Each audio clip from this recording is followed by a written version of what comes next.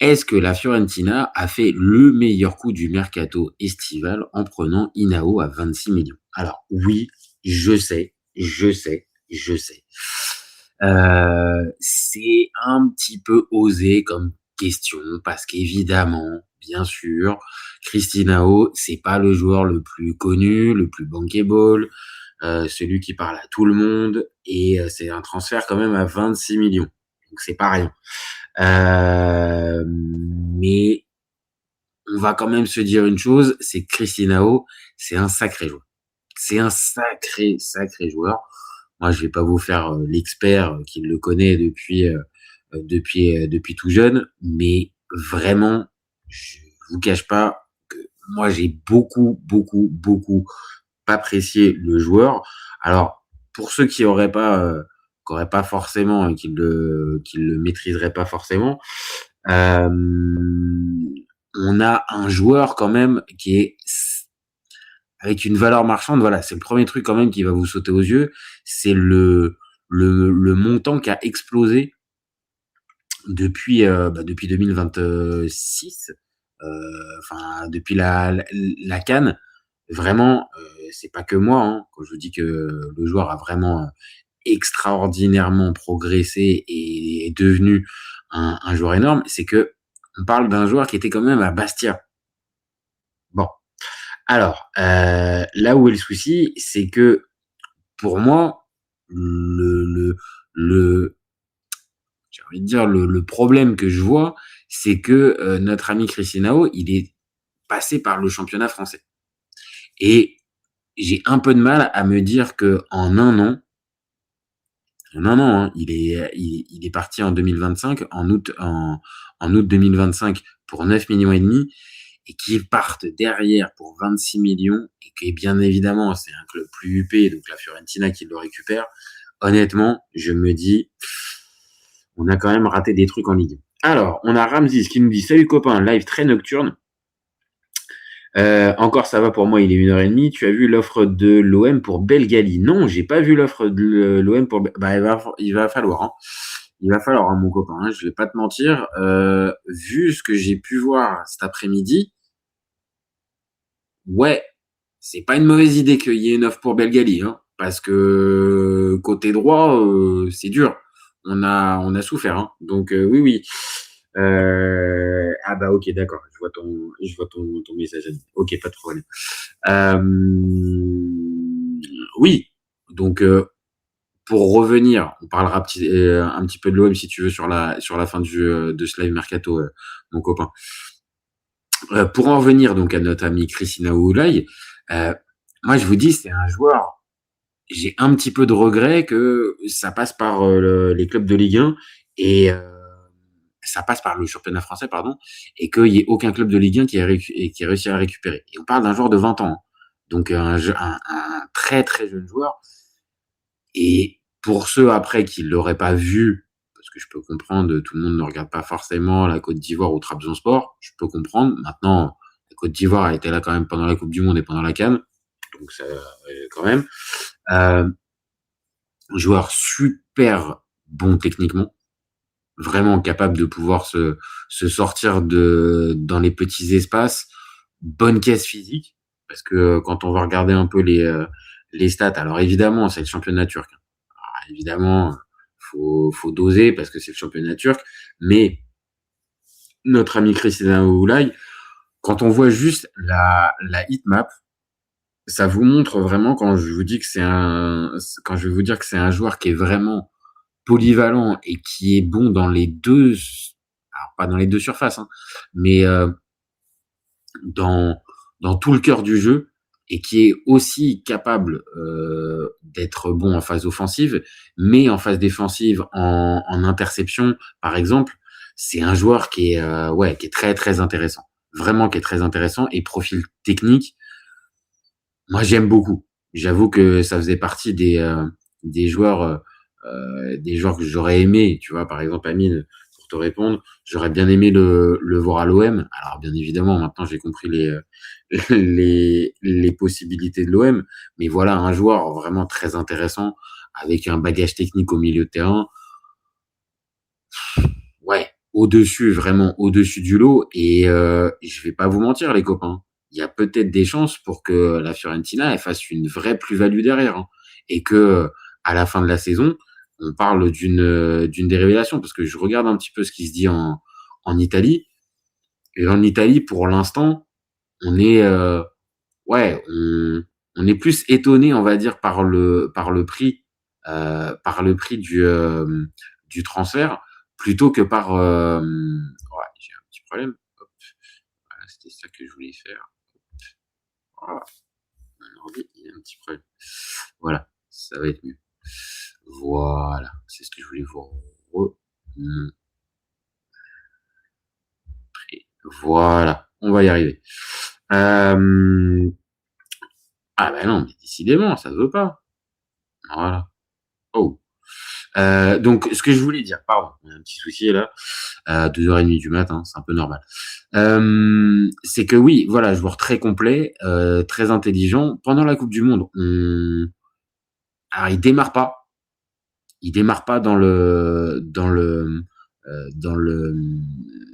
dans l'idée au début, et puis il va très très vite s'installer au milieu de terrain avec Sangaré et Kessié. Donc très très bon. Moi je vous dis vraiment, c'est une de mes découvertes. Et quand je vous parle de la Fiorentina qui pourrait faire offre, une vraie plus-value à la fin de l'année, c'est que en Italie, je vous dis en tout cas, ils ont pas l'air d'être particulièrement comment dire, euh, sensible au profil du garçon.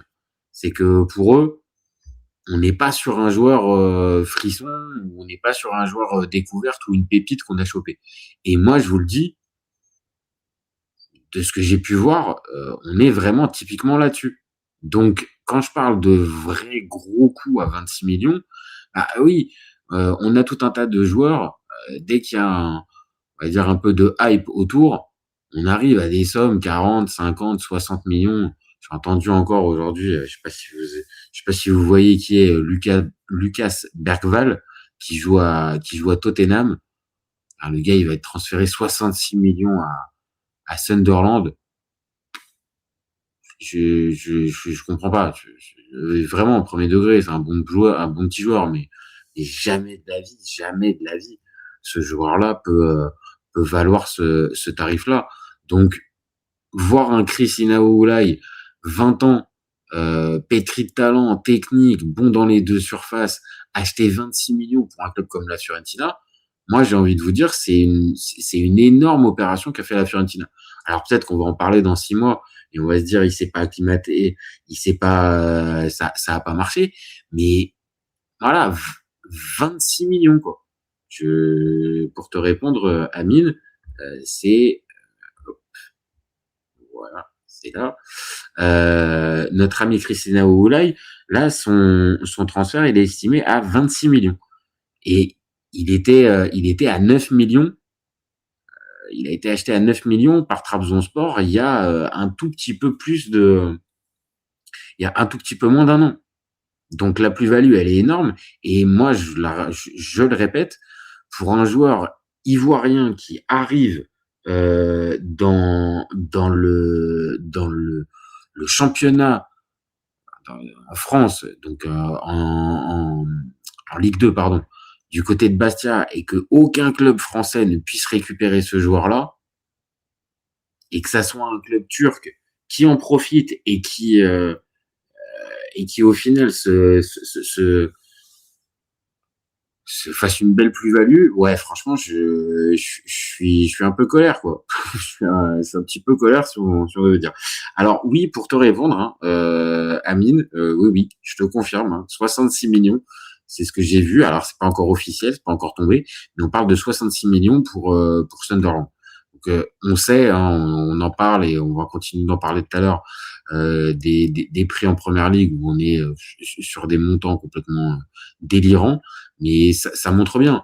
Un Christina Oulay, je vous dis, qui est plus jeune pour moi, qui a plus de talent qu'un Lucas Bergvall, ça vaut pratiquement la moitié. Ça vaut moins de la moitié encore.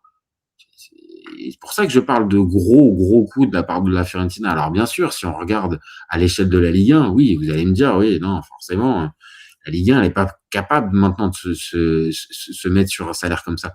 Mais c'était l'année dernière qu'il fallait le choper.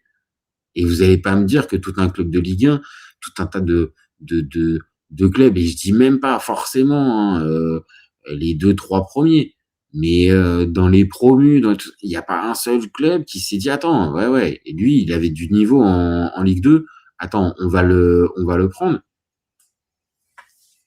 Dommage, dommage, dommage. C'est ça, moi, plus qui me dérange. Maintenant, pour la Fiorentina, j'arrête pas de vous le dire, mais pour moi, ils ont fait un énorme coup.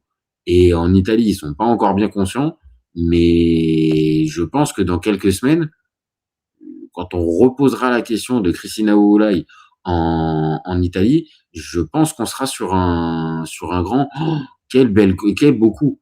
Après, c'est un beau coup, bien sûr, mais faut regarder les matchs, hein, les copains.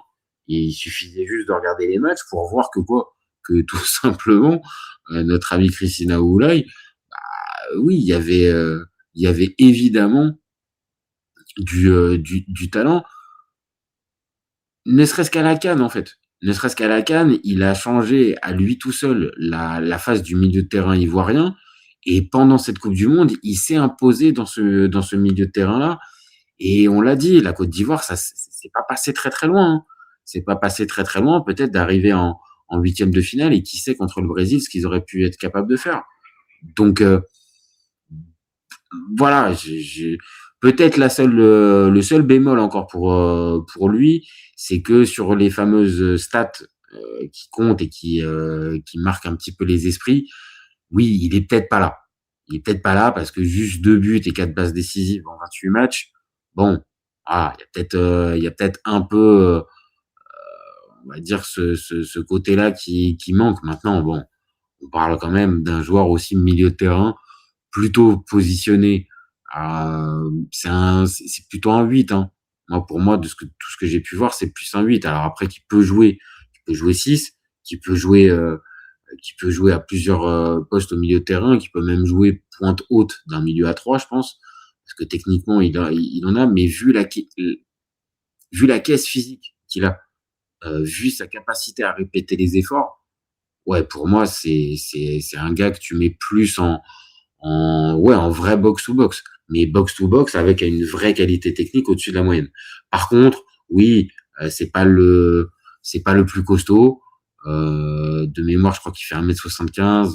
Donc, voilà, c'est pas le profil, oui, le plus costaud qui soit. Mais par contre, tire bien sur ses appuis.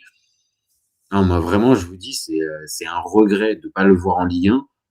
Je l'ai dit, de pas l'avoir vu à l'OM et de pas avoir pu, on va dire, en profiter un peu plus, parce que il aurait, en passant par un autre club de Ligue 1 l'été dernier, il aurait pu attirer peut-être un club prestigieux de Ligue 1 qui, qualifié pour la Coupe d'Europe, aurait pu se positionner dessus. Là, c'est un joueur qu'on a laissé passer en fait.